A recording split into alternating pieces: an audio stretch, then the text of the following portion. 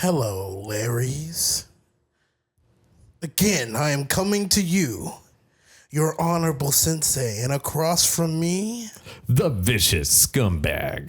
And together, we are Longturnlarry Podcast. And today, we talking about blooming onions. Coming on down to the Necrobloom Onion, our favorite app. This is the best way. I'm saying it right now. Ooh. Best way to play. The only way. The blooming onion. So the Necrobloom is 1 and an Abzan for a 2/7 legendary plant. It has landfall. Whenever a land enters the battlefield underneath your control, create a 0/1 plant creature token. And then? If you control 7 or more lands with different names, create a 2/2 black zombie creature token instead. And then? Land cards in your graveyard have dredge too. Dun dun dun. So most people are gonna look at this and be like, well, it's Field of the Dead. It's a zombie deck, right? Yeah, you're going to do a little bit of landfall shenanigans. It's a landfall deck. Yeah, you're just gonna play a whole bunch of lands and make a whole bunch of zombies. And a possible plant deck. No, that's not the most powerful part of this card. Nope. That land cards in your graveyard have dredge too is sort of broken. Do we not remember that dredge is broken?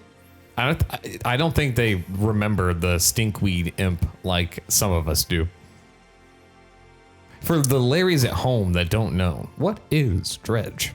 Dredge states, specifically for this commander, you may return a land card from your graveyard to your hand and mill 2 cards instead of drawing a card. We don't get to draw cards anymore. Womp womp. You know how you break this? Tell them. Cyycling. The effect that a lot of you probably never use. You see some cycling lands in your precon. It's the first thing you're taking out. It's one of them. They're broken in here. So if you read exactly what Cyycling says, so let's look at this Baron Moore. Cyycling for a black. You pay a black, discard this card, draw a card. Instead, what it's going to say for us is discard this card, dredge 2. That land is now in our hand. It goes back into our hand. And then we have this land back in our hand so we can do it again. We could cycle again. We can unicycle with exactly... Oh my goodness. 1 land. And then we can, with enough mana or with the right payoff, mill our entire library. Oh. So that's what we're doing. This sounds like a cyclist's dream. This sounds like Armstrong. What was his first name? Lance Armstrong. And he's only got one. He's only got. You only need one. You only need one. You only need one. Nope. So let's get into it. The cyclers. We have 30 cyclers in our deck. 30. Yes. That's a lot.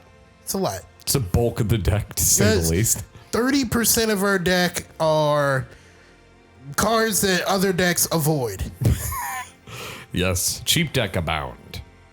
So, we have our plain cyclers, and they go get various lands. We have our swamp and forest cyclers, a whole bunch of creatures. They are fodder. They are just there to be reanimated later.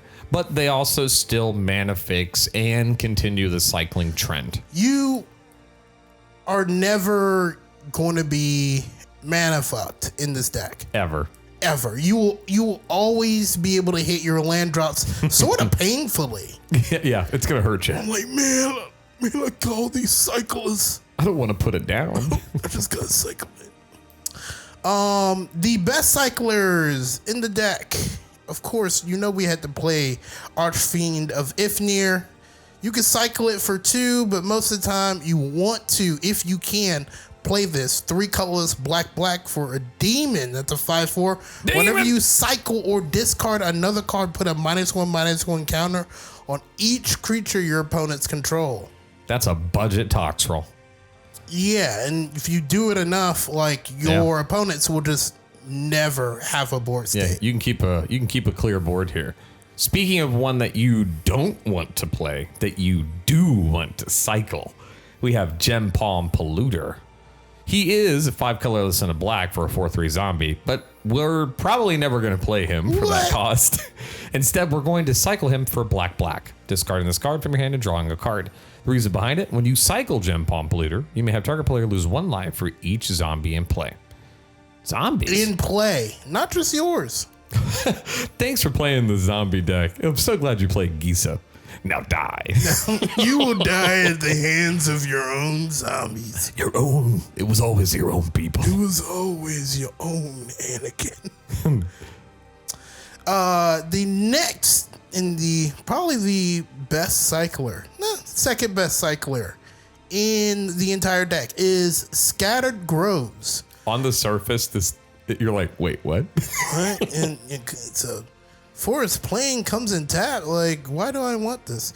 It is the only cycler that we can play that actually has basic land type, so we can cycle any of our plains or forest cyclers and put this directly into our hand. You can go get it without trying too hard. Deceptive Landscape is Abzan specific. It comes into play untapped, can tap for a Wingding. You can also sacrifice it, search a library for a plain, swamp, or forest, and put it onto the battlefield. Basic. Let me say that. It's basic. You can't go get duels. And then it also cycles for Abzan.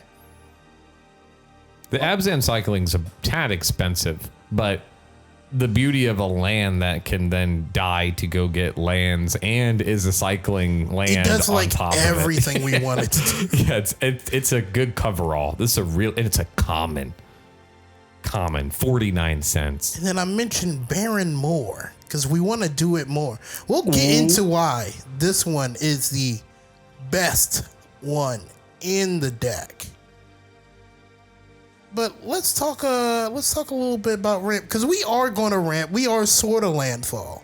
You need if it. not directly. So we have, you got to have your Lotus Cobras, your Tireless Provisioners, and your Nissas. We are sort of landfall-y. We want to make multiple land drops a turn, if not. And sometimes Nissa can go get the other elves in our deck, and the one elemental.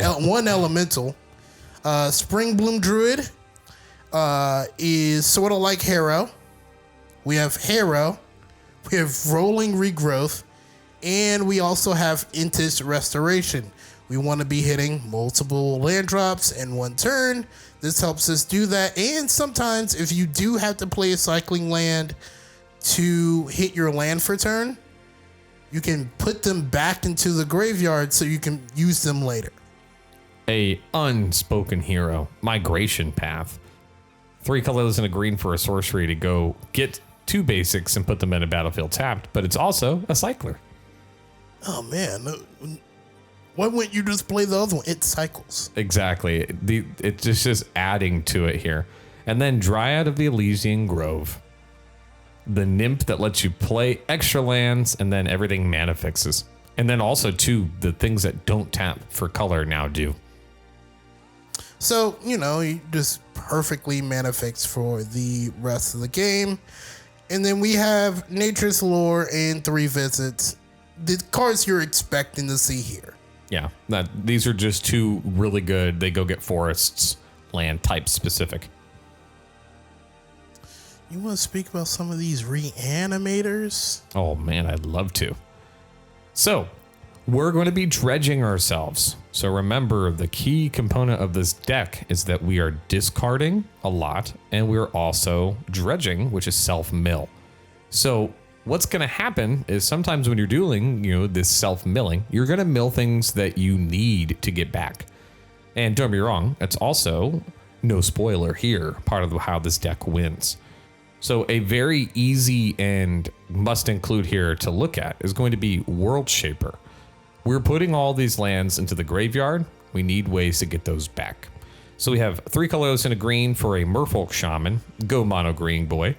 When he attacks, you mill 3 cards. That's great. But what's really key here is when he dies, return all land cards from your graveyard to the battlefield tapped. You have any land shenanigans, landfall out. This is huge. Splendid Reclamation, Aftermath Analyst, we're kind of running a very similar theme here. They all go get your lands back from the graveyard. But Honorable, what about the creatures? We have Animate Dead, just an all-star. Go grab one thing. If it gets milled, her loss, as Drake would say. The other ones, the other reanimators we have in here specifically can be played from the graveyard. Oh, yeah. We have Dread Returns, probably the most essential one because it is free as long as we have 3 creatures. Yeah, no mana here. Guess what? Our Blooming Onion sort of makes creatures. So Dread Returns, 2 colors, black for sorcery. Return target creature card from your graveyard to the battlefield. Flashback, sacrifice 3 creatures. We have Priest of Fell Rites. It is white and a black for a human warlock, 2/2. You can pay 3 life, sacrifice Priest of Fell, return target creature card from your graveyard to the battlefield. It also has Unearth for 3 colorless, white and a black. So that priest coming back. And Unburial Rites. 4 colorless and a black for a sorcery. It reanimates, and then it has flashback for 3 and a white to reanimate again. This is low-key one of my favorites because it's Orzhov, and it's from that time frame of like when flashback was new. It's like, oh, I could play it twice. Oh my god, I could do it again. Keep this in mind, Larry's. Flashback can also just mean instead of you getting to play it twice, it got milled. So you're still just able to play it. And that's exactly how we want to play the majority of these. We're hoping to mill them all, and we want to use them from the graveyard. The key components in the deck. These are the 3 most important reanimation spells we have. Living Death. Ooh, child, my favorite card, and you know it. Honorable's favorite. 3 colors, black. Each player exiles all cards from his or her graveyard, then sacrifices all creatures he or she controls, then puts all cards he or she exiled this way onto the battlefield. It's a shoop de whoop. It works as like a pseudo board wipe as well. Yeah. Like, oh man, guys, we're such in a tough position. I have nothing on the board. Wait a minute. Hey, wait. I got everything on the board. Wait a minute. Living Death is way more powerful than you think it is, especially if it's set up right. If they have a board and they don't have a graveyard, this is one-sided because you are prepped for it. It's beautiful. There's nothing you could do about it. Ooh, let me cover this next one. I am a massive fan of all of the ultimatums. Huge fan. Please, Wizards, please give us more of these. Eerie Ultimatum. This thing is another one of the key carries of this deck here. White, black, green. So in total, that is 7 mana for this sorcery. Return any number of permanent cards with different names from your graveyard to the battlefield. AKA, return your commander deck from the graveyard to the battlefield. This thing is gross. It's going to make a lot of these effects happen multiple times. This is going to be looped. Yeah, because it doesn't exile. No, it doesn't get rid of itself. This brings back lands also. Artifacts, enchantments, creature, everything. You're not able to run the same name. And then we have a newcomer, Shield Gengar, Sire of Famine. I just call him Gengar. The Gengar. The Gengar. He a happy boy. He 3 colors, black for an Elder Demon. He's a 6/6. Flying. Sacrifice another creature, create a blood token. If you sacrifice an angel this way, create a number of blood tokens equal to its toughness. And then for Orzhov, sacrifice 6 blood tokens. Return each creature card from your graveyard to the battlefield with a finality counter on it. Those creatures are vampires in addition to their other types. Finality counters, if you don't know, if this creature would die, it gets exiled instead. Think of finality as literally, this is the last time. The final countdown. It's the no, no. How dare you?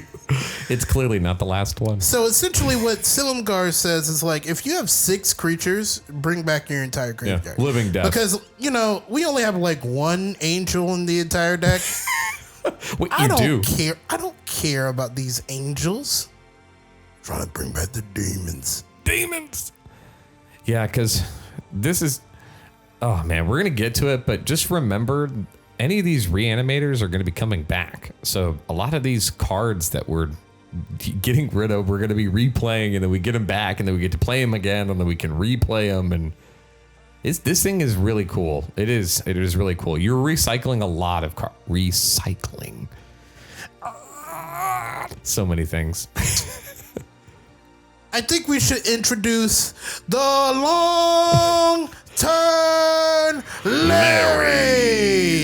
These are the cards that sort of make your deck pop all the way off. These are the Larrys themselves. Go ahead and take on the first couple Larrys. Oh, these things are gross. Okay, so all of these are very important. So listen close, Larrys. Ashaya, Soul of the Wild. You guys are going to get sick of hearing about this card. 3 colorless green for a legendary elemental with star for its power and toughness. Its power and toughness are each equal to the number of lands you control. Ooh. And then non-token creatures you control are forest lands in addition to their other types. So if it's not a token, it's also a land now. Combine that with how this deck is trying to run and the fact that it's a lands matters deck. This thing makes a lot of these other cards that we're about to talk about kind of go out of control. They go from being very fair to being very powerful. Who her best friend? Oh, her best friend is Ob Nixilis the Fallen. This is a elemental demon pairing that you didn't know you were shipping. We have 3 colorless black for a legendary demon who states landfall. Whenever a land enters the battlefield under your control, you may have target player lose 3 life. If you do, put 3 counters on Ob Nixilis, and they are a 3/3. Well, Ashaya said everything is now a land. So all you have to imagine when we play anything, any creature, as long as it's not a token, Ob Nixilis goes, yo, you want somebody to lose 3 life. It would be a shame if I punch you in the face for 3. And then we have the ability to kind of recur these things. Like, we're having a lot of creatures enter in all at once. So, I mean, if you take just perfect example, 5 creatures re-entering, that's 15 life. And that is not difficult to do in this deck. And then he becomes an 18/18. Yeah, he gets huge. Which will be relevant later. Yes, it will. So we talked about cycling. You got to have the best cycling payoffs. Was it actual slide and actual? No, we don't do that here. Get out of here. We're not basic. We do have Fluctuator in here. You know you had to see it. Cycling abilities you activate cost 2 less to activate. That's why the Scattered Grove is so important. You can now, for free, put your whole graveyard. Yep. That singular land is now going to make this thing go infinite. Well, pseudo infinite. Yeah, because you can only dredge so much. It's so much. There are also other lands that do cycle for 2. I think there's 2 others. Yeah, you just go. Brrr. And then our last one is Bone Miser. 4 colors in the black for a 4/4 zombie wizard. Whenever you discard a card, create a creature card, create a 2/2 black zombie creature token. Okay. Whenever you discard a non-creature, non-land card, draw a card.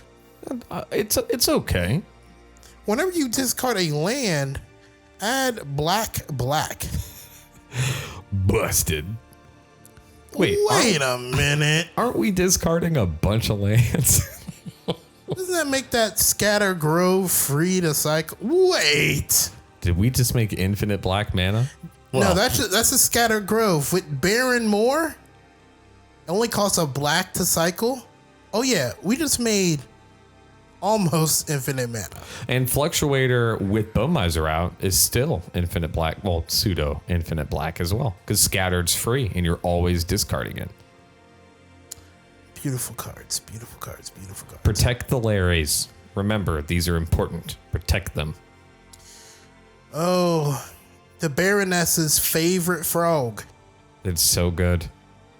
The Gitrog monster, 3 colorless, black and a green for a 6/6 frog horror. It has Death Touch. At the beginning of your upkeep, sacrifice the Gitrog monster unless you sacrifice a land. You may play an additional land on each of your turns.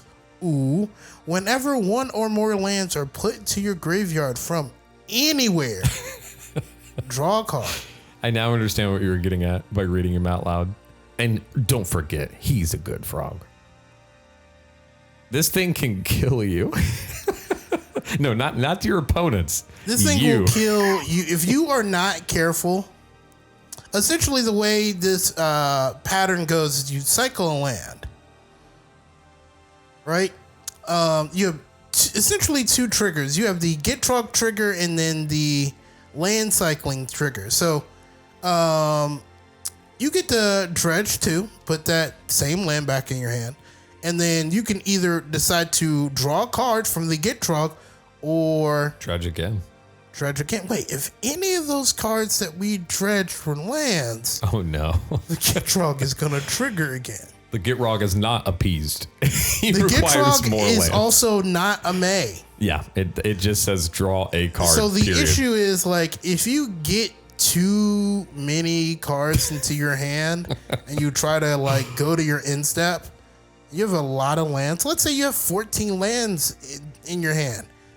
You're going to discard 7 cards. You're going to be forced to draw 7 cards, and you're going to have to go back to cleanup because you don't have 7 or less cards in your hand.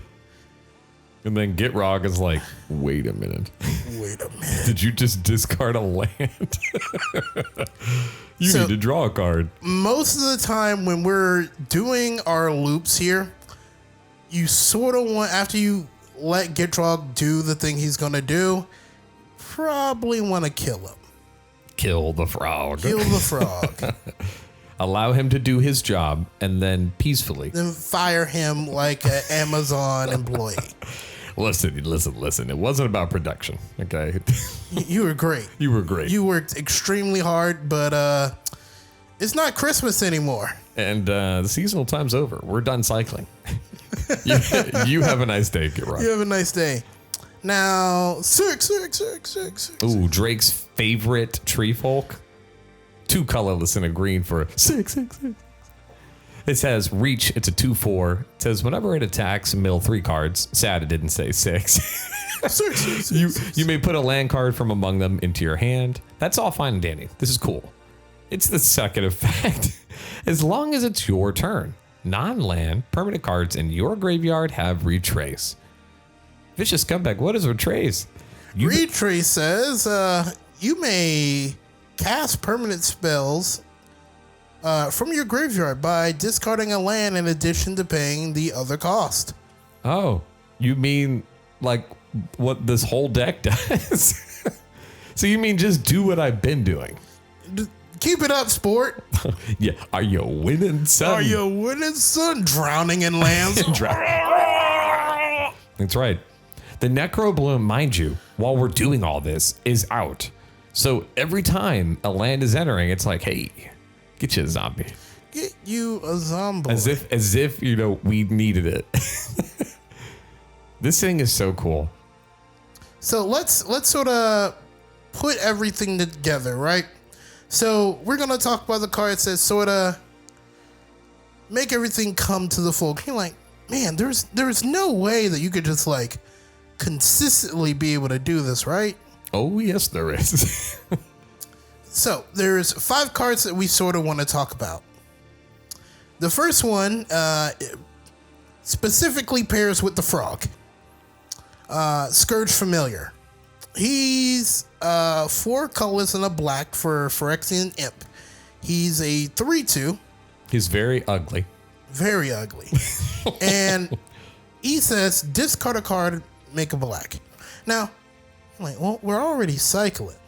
Yeah, honorable. Why do we need that? Why would it matter? So, since we're dredging with the frog, every time the land goes in, we dredge and we put it back in their hand. Eventually, you're going to have all your lands in your hand. Yeah, and how do you get rid of them? How do you put them back in the graveyard so we can bring them out? Well, Scourge Familiar was a specific tech piece to solve that problem. You can reanimate him after you dredge your whole entire deck, and then drop all those cards into your graveyard. Please get rid of the frog when you do this, otherwise you die. This is why Dread Returns is so important. Kill the frog with Dread Returns. Because remember, the frog's final text said from anywhere. So he doesn't care how the land got in the graveyard. You will die, kill the frog. Yes. Which comes to a next card here that is a partial win con, but also can help with this frog problem. So we are going to be dredging our deck and then inevitably bringing everything from the graveyard back into play. But Honorable, there's no haste. There's no crashing drawbridge. So your answer to this was? Well, let's just say you didn't have enough creatures or lands to take care of the third player, because you're definitely killing 2. You're beating people up with zombies.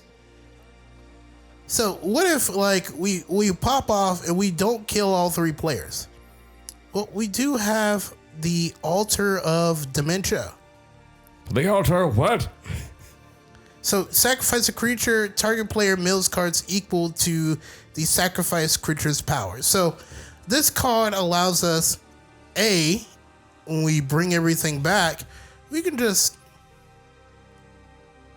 sacrifice that giant Obnixilis. Sacrifice that giant Ashaya. I was gonna say the giant Ashaya. They're not gonna have enough cards that they're gonna survive both. Also, this is a way to get rid of the Gitrog too. Also, sometimes your opponents are putting enough pressure on you that you might not be able to get the full combo out. Maybe you can only get some portions. Ashaya, some reanimation, and Altar will just do the job. I was gonna say, you recently beat somebody in our group. I beat 2 people. Yeah, using just pretty much recursion and Ashaya with Altar. And lands mattering. You had a bunch of lands out. Guys. First you sack all your zombies. And then that's, if there's 10 of them, I mean, that's 20 cards. That's ridiculous.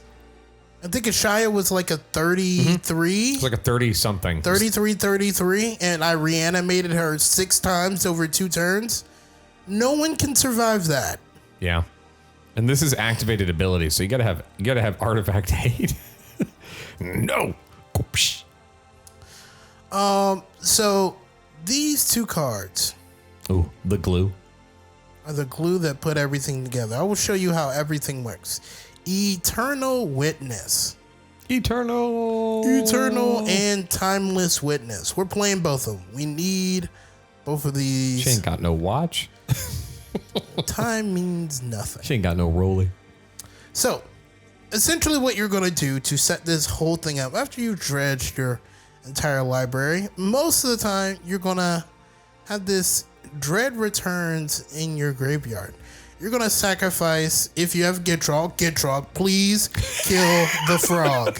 If you don't learn anything, remember, kill the frog. And then you want to sacrifice your commander, and you want to, whatever the other thing is going to be. Whatever cards that you need to put to the graveyard to make all of this work are things that you typically want to target with Dread Returns. Then we're going to put either Eternal Witness or Timeless Witness onto the battlefield.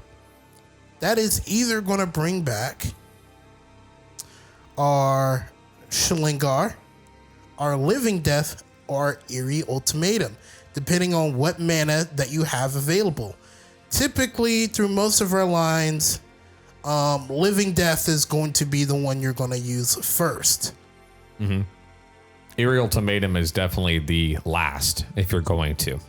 Eerie Ultimatum puts the game away. No one's surviving the Eerie Ultimatum. So then you're going to Living Death your board onto the battlefield. So it's going to be all your creatures, and it's going to put Eternal Witness into the graveyard. Oh, wait, we have this cool little Sun Titan that's probably going to bring her back.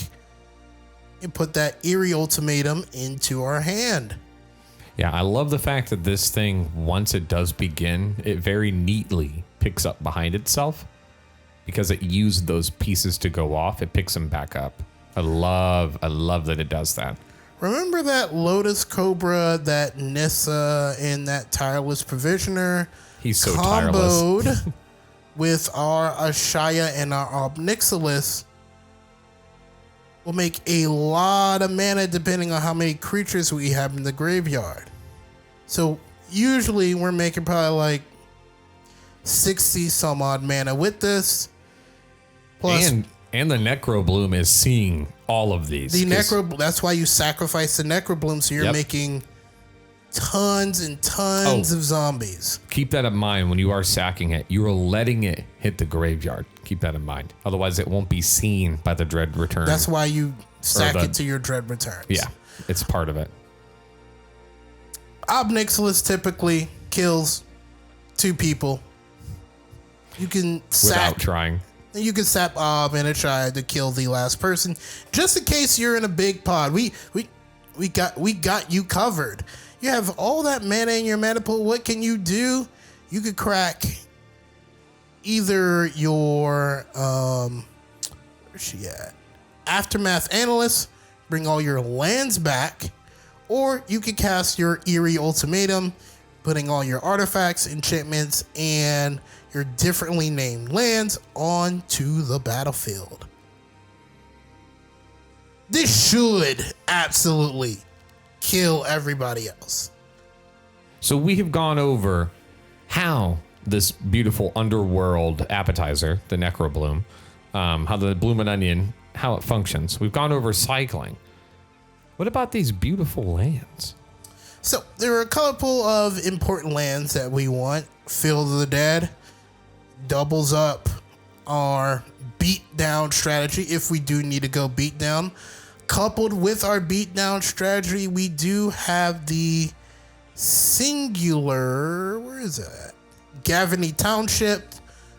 We have enough mana that we can just pump our team every single turn. If you have 15 zombies and there are 5/5s, the game won't survive. Yeah, it's not going to last long. High Market is another one. This is just life padding. It's on theme. It's also here to get rid of who? World Shaper. And the frog. Remember to kill the frog. Remember to kill the frog.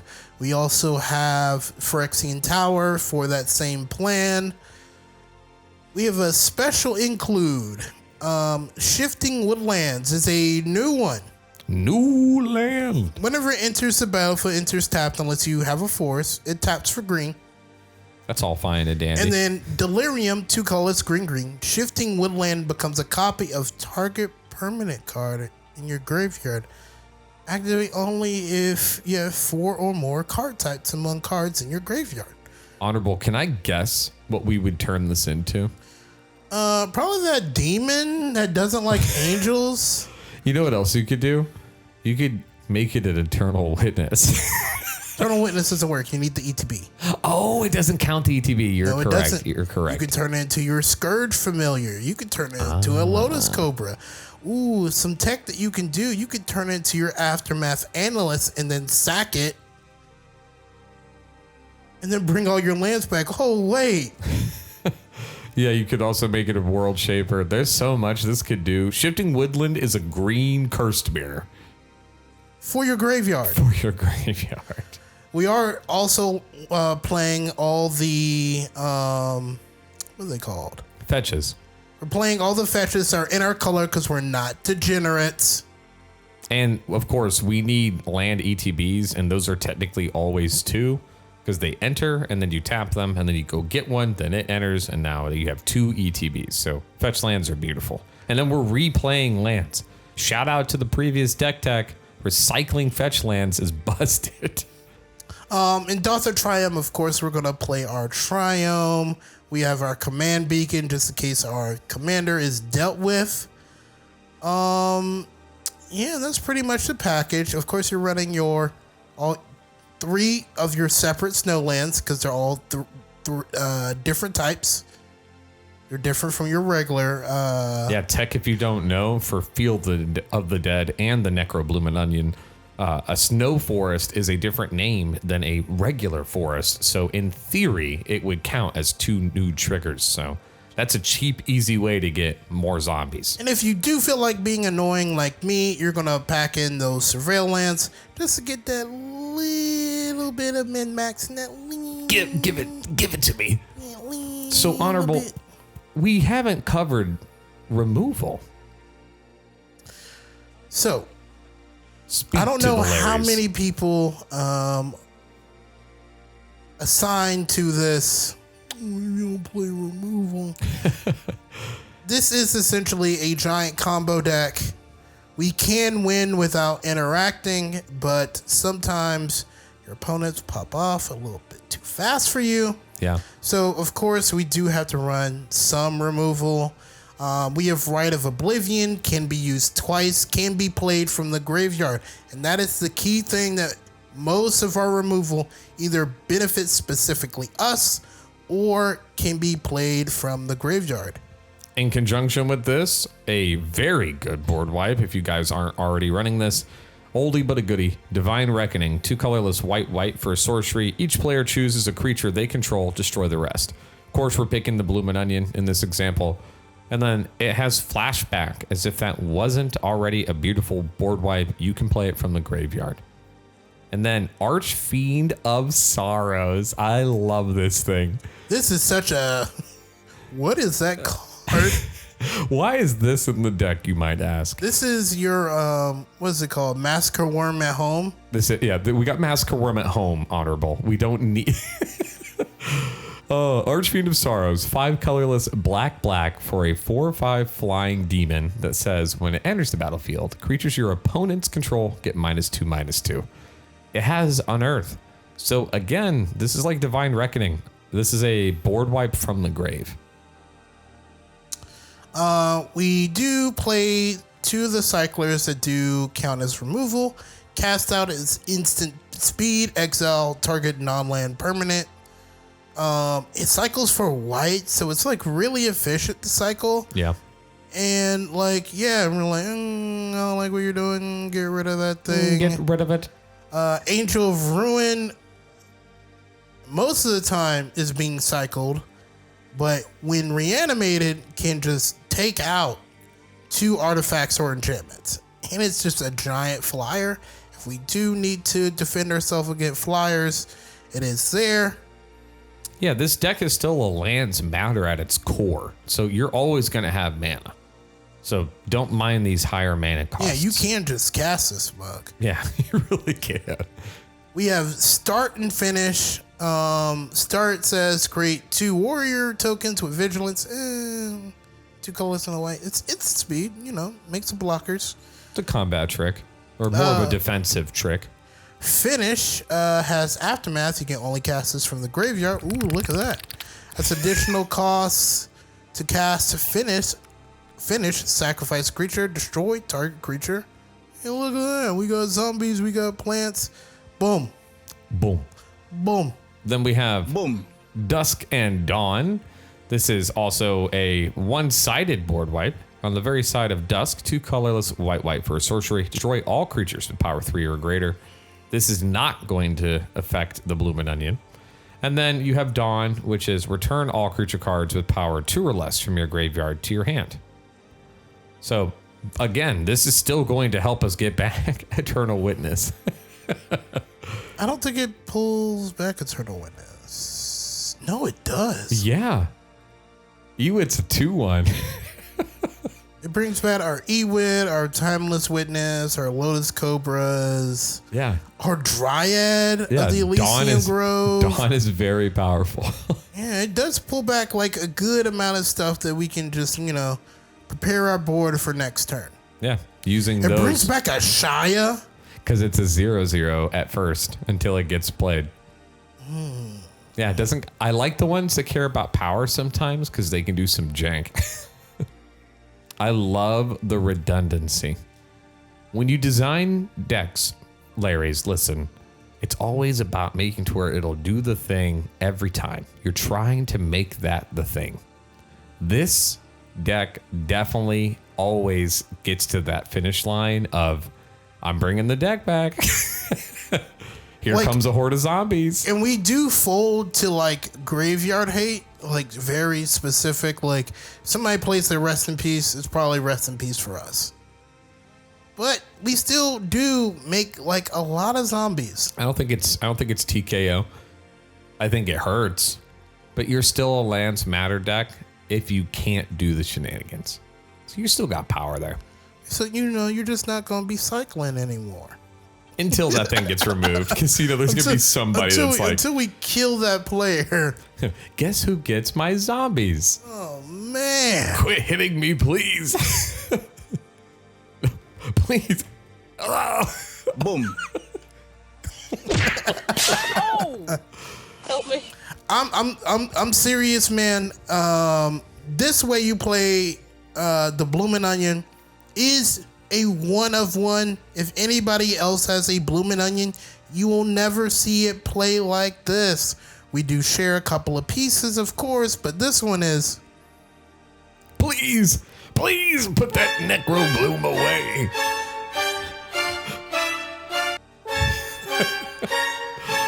I think this is the most unique way to play it. I like how you have taken land cards have Dredge and combined it with Cyycling. I think that's an amazing. That is crazy. It is. We're playing a Cyycling deck and we're not doing the regular Cyycling shenanigans. Also, we're playing Cyycling in 2024. Cyycling's been not good for a long time. You're playing that stupid cat lady that makes cat dragons. If you draw 2 cards, I don't want to do that. Not today. Not today. Not like this. We reanimating. We playing zombies. And we taking out the competition. Ain't nobody stopping us now. And remember, kill the frog. Please. But this is all from us. Again, I am your Honorable Sensei. And I am the vicious scumbag. Please comment, and subscribe. Tell me what you would add. Is it too redundant? Are we doing too much? Do you like what it's doing? Or is there a card that we missed that you just think fits perfect? I didn't miss nothing. This is 2 weeks worth of work. I didn't miss. Prove him wrong. Nothing. Prove him wrong. Show our dojo's strength. Show me that you are the Longturnlarry podcast. Bitches.